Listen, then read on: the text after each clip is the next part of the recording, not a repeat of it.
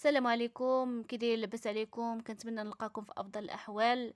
بالنسبه لاخر المستجدات المترش لمباراه التعليم 2022، كنلقاو على حدود الساعه تم الاعلان على نتائج المقبولين لاجتياز الامتحان الكتابي.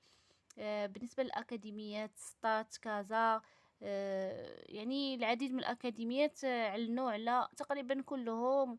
المهم أعلنوا على النتائج ديال الانتقاء الأولي ديال الناس اللي غيجتازوا الامتحان الكتابي.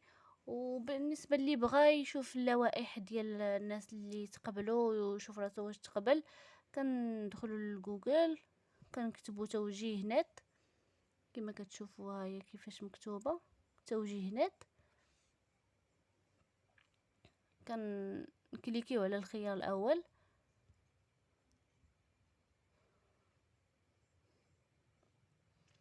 ها ما عطينا هنا كاتبين لينا نتائج الانتقاء المدعوين الكتابي، كنكليكيو عليها.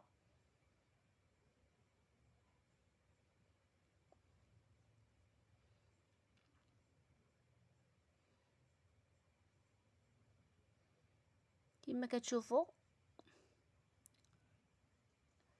أكاديمية جهة الرباط سالة، ها هو اللوائح ديال المدعوين الكتابي. اللي بغى اللوائح كيتيليشارجي عبر تطبيق PDF. هما طالبين 1932 منصب. جهة كازا ستات حتى هي اعلنت النتائج ديالها، طالبة 3030 منصب. كذلك ومثال بالنسبة لجهة الشرق، بني ملال هي كذلك، طلعة فيلالت إلى آخره. هما اللوائح، يعني اللي بغى